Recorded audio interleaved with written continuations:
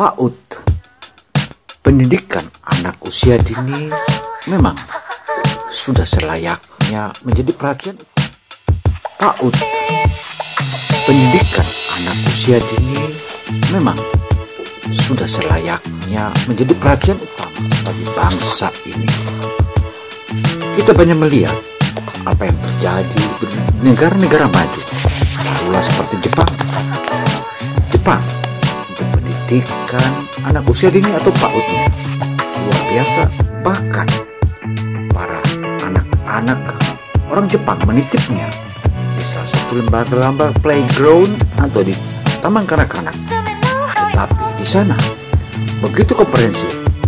Karena komprehensifnya, maka terlihat anak-anak di sana begitu patut, sehingga mendidik anak usia dini juga begitu nyaman dalam bertugas menjalankan tugasnya. Tetapi mereka punya aturan-aturan main yang aturan itu selalu ditinjau setiap tahunnya. Tinjauan dan evaluasi itulah yang melahirkan pendidikan anak usia dini di wilayah itu, maka semakin mantap.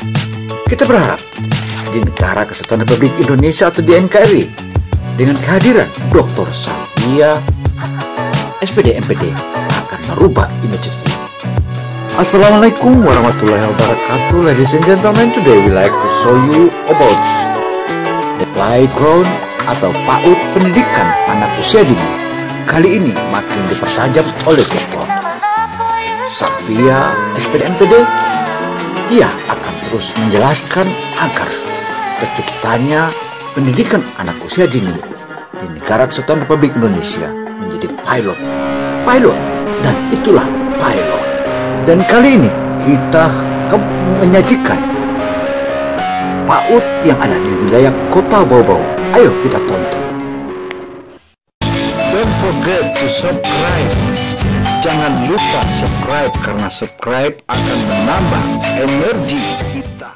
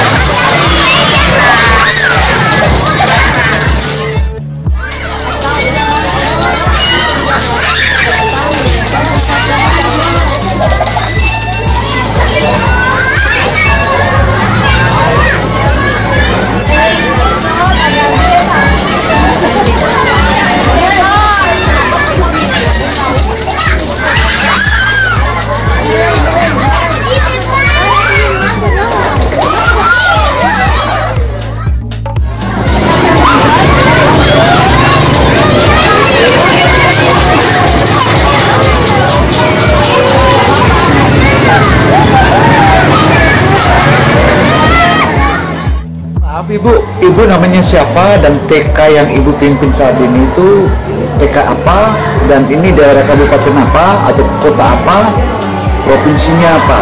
Tentu kalau kita katakan bahwa ini benar Indonesia ya. Ya, itu yang pertanyaan pertama. Pertanyaan yang kedua adalah apa gambaran ibu terhadap hari-hari esoknya playground atau TK ini, yang ketika ibu sudah mulai menetapkan rencana-rencana strategi yang ibu sampaikan. Silakan ibu.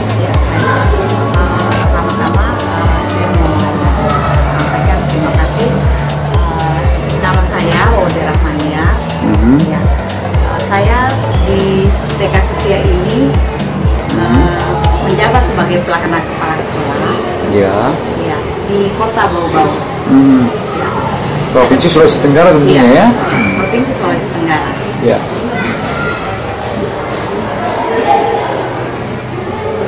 Ya, gambaran untuk ke depan di TK Setia ini seperti apa, mulai dari kegiatan pembuka hingga kegiatan inti dan kegiatan penutupnya, apa yang harus dilakukan itu? Ya. Pertama-tama yang dilakukan untuk kegiatan TK ini, pembukaan itu pada dasarnya sama dengan kegiatan-kegiatan di TK lain. Pertama-tama itu melakukan salam kepada anak-anak. Bukan daripada guru-guru ketika datang di sekolah, karena bukan hal yang mudah. Ketika anak itu berpisah dengan orang tuanya, banyak hal ketika mereka berpisah terkadang nangis. Tetapi kita lihat situasi dan kondisi di sini, sudah tak ada anak-anak yang nangis ketika berpisah dengan orang tua mereka. Mereka langsung diterima dengan baik. Kegiatan pagi ini mereka melaksanakan kegiatan senam untuk meningkatkan kemampuan fisik motorik anak. Baik. Nah, selanjutnya anak-anak diberikan kesempatan untuk bermain sekitar katakan 10 menit. Setelah itu, setelah bermain bersama karena melalui belajar juga bagaimana sosialisasi mereka antara sama teman, mereka diarahkan untuk masuk di ruangan kelas masing-masing. Ya. Nah, di ruangan kelas masing-masing, ibu guru sudah siap dengan tema-tema mereka untuk diajarkan. Nah, tema apa? Itu sudah digariskan dalam kurikulum. Yang mana kurikulum sudah punya schedule sendiri. Sudah punya schedule dan di masing-masing di kurikulum PAUD itu sudah diturunkan dengan RPPM, rencana pelaksanaan pembelajaran mingguan. Setelah itu dibedah lagi menjadi RPPH, rencana pelaksanaan pembelajaran harian, di mana di RPPH ini terstruktur dengan rapi apa yang dilakukan di kegiatan inti. Pertama pembukanya apa, dan sudah dikatakan memberikan salam, mengajarkan doa-doa. Kemudian setelah itu masuk di kegiatan inti, apa yang dilakukan di sini masuklah di tema mereka. Dari tema dikembangkan menjadi sub-sub tema. Kemudian setelah itu kegiatan pembelajaran berlangsung. Di setiap kegiatan tema atau subtema ini adalah 6 aspek perkembangan anak itu harus terlihat. Oke, itu berarti kita bicara rule. Artinya kita bicara program yang sudah tidak bisa diganggu-gugat. Ya. Artinya begini, saya ingin tahu tentang evaluasi. Bukankah ibu seorang pakar PAUD atau pendidikan anak usia dini di Indonesia? Tentu ibu punya gambaran bahwa apakah PAUD di tanah air ini tetap kita biarkan seperti ini atau kita ikuti seiring dengan perkembangan zaman, di mana saat ini kan sudah mulai zaman masuk ke zaman teknologi ya, atau digitalisasi. Apa gambaran ibu terhadap itu? Oh iya, baik Pak. Di zaman digitalisasi sekarang ini, kalau saya melihat perbandingan di kota besar, di Jakarta maupun daerah Sulawesi, kalau di kota besar itu mereka senantiasa sudah diinstal secara khusus tentang pembelajaran yang diberikan kepada anak. Nah, secara tematik atau sentra-sentra yang telah dibuat oleh pihak lembaga atau satuan itu, setiap sentra sudah diarahkan oleh kepada murid-muridnya bahwa di kelas ini sekarang sudah temanya apa. Sentra apa dulu, ada sentra persiapan, ada sentra ibadahnya, ada sentra bahasanya, kemudian ada sentra seni dan sentra-sentra lainnya. Nah, ini sudah dengan rapi, kemudian di komputer itu sudah diinstal tentang kegiatan pembelajaran. Menjaga jangan sampai bias ke ranah daripada YouTube itu sudah terlalu banyak akses, yang kita menjaga kemungkinan-kemungkinan yang tidak diinginkan seperti kegiatan yang secara negatif. Makanya di suatu lembaga itu yang pernah saya kunjungi di TK salah satunya di Jakarta, mereka sudah menginstal khusus di kegiatan pembelajarannya. Terkait apa? Tema apa yang fokus dibahas pada saat itu? Jadi selanjutnya melaksanakan kegiatan pembelajaran inti, yaitu tadi berdasarkan tema, subtema yang ada yang dikembangkan oleh guru-gurunya. Satu contoh yang saya berikan Pak Gino, misalkan dalam pengembangan. Ya, memang pendidikan anak usia dini bukanlah sembarangan, karena mereka adalah yang pertama mendapatkan ilmu pendidikan dan bagaimana sikap anak-anak usia dini itu dan mereka mau kemana. Dari sini pula lah diberikan wejangan-wejangan dan pendidikan dasar guna suksesnya hari-hari esok anak-anak bangsa ini. Don't forget to subscribe. Jangan lupa subscribe karena subscribe akan menambah energi kita.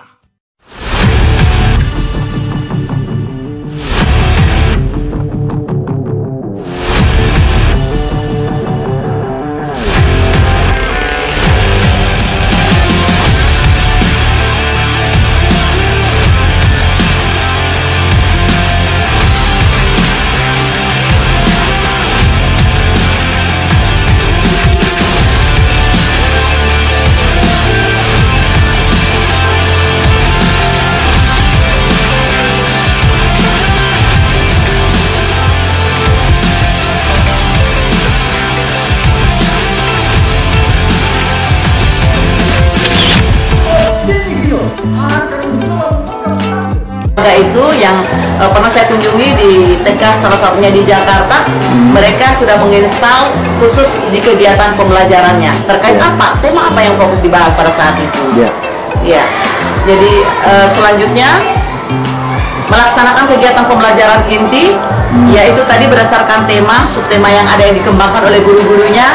Satu contoh yang saya berikan Pak Gino, misalkan dalam pengembangan tema kita teruskan untuk tema kognitif itu, temanya adalah binatang, maka di kegiatan tema binatang itu kita ambil satu binatang yang paling dekat dengan lingkungan anak itu adalah contoh adalah ayam. Maka kita kupas habis tentang ayam ini tadi, apa kaitannya dengan penanaman nilai moral agama. Kita akan menyampaikan bahwa ayam itu adalah ciptaan Allah, kita harus sayang, kita harus pelihara. Selanjutnya kaitannya dengan sains, karena ayam itu warna bulunya ada berapa macam ya. Anak-anak jelasnya akan menjelaskan macam-macam, ada warna merah, hijau, ada warna putih, ada warna hitam, dan lain-lain sebagainya. Selanjutnya masih ada kaitannya terkait dengan kognitif lainnya lagi. Anak bisa menghitung berapa jumlah kaki ayam, jari-jarinya berapa ya. Nah, ada aspek dasar memberikan perhitungan kepada anak. Disinilah kita melalui kegiatan bermain, anak bisa memahami secara komprehensif. Iya, barangkali itu Pak Gino yang dapat saya sampaikan. Untuk selanjutnya kami siap untuk edisi berikutnya. Terima kasih. Terima kasih.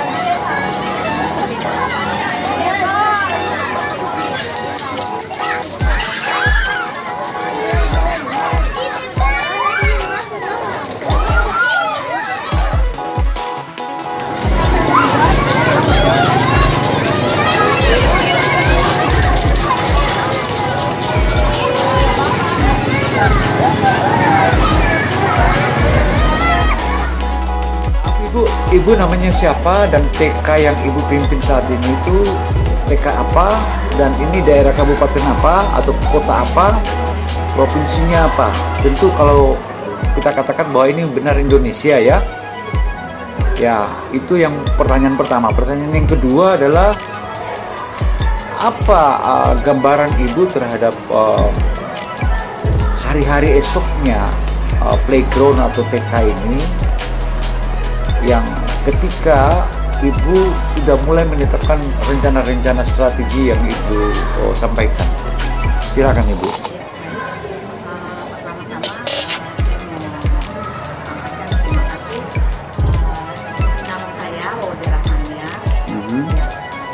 Saya di TK Setia ini menjabat sebagai pelaksana kepala sekolah. Provinsi Sulawesi Tenggara tentunya ya. Provinsi Sulawesi Tenggara. Ya.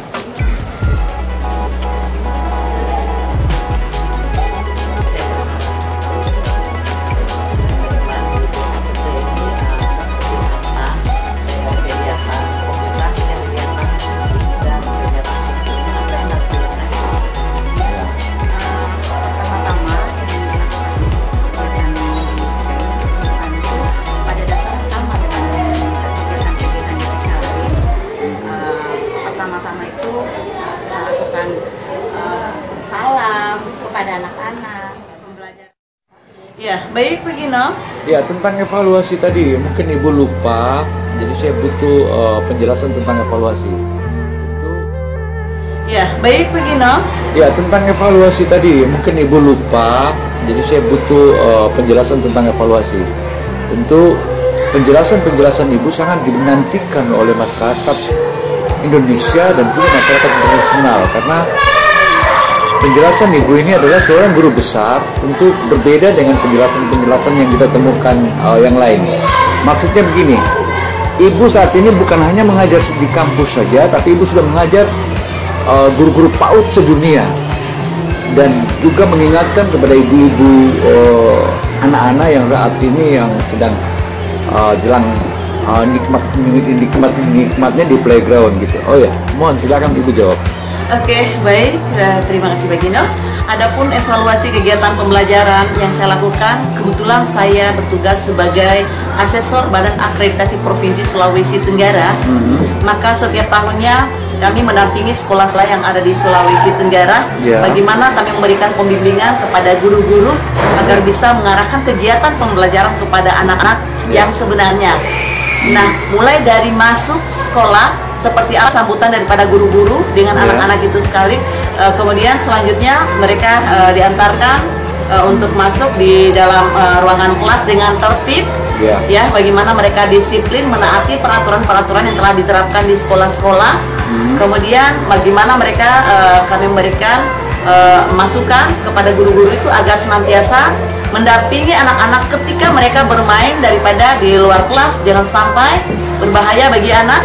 Ya, dan anak itu dijaga jangan sampai cedera di sekolah. Maka oleh karena itu kita guru-guru senantiasa memberikan pembekalan kepada mereka. Demikian juga dengan memberikan dokumentasi, karena kami sebagai asesor Badan Akreditasi Profesi memberikan penilaian itu senantiasa harus ada rekam jejak daripada satuan itu, apakah ada dokumentasinya atau tidak. Ini juga adalah merupakan suatu pembuktian untuk dipantau di pusat, di Badan Akreditasi Nasional. Nasional. Dasar yang Ibu melakukan evaluasi karena adalah rekam jejak ya. Ya, that's the point. Ya, okay. Thank you.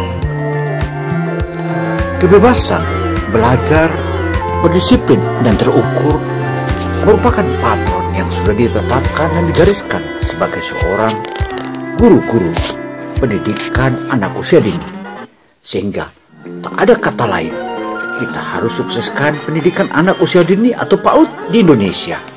Karena itu juga Dr. Salvia, SPD MPD menyebutkan bahwa tak ada kata lain, kita harus sukseskan dan terus sukseskan.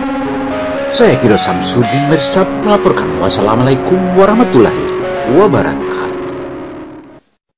Don't forget to subscribe. Jangan lupa subscribe, karena subscribe akan menambah energi kita.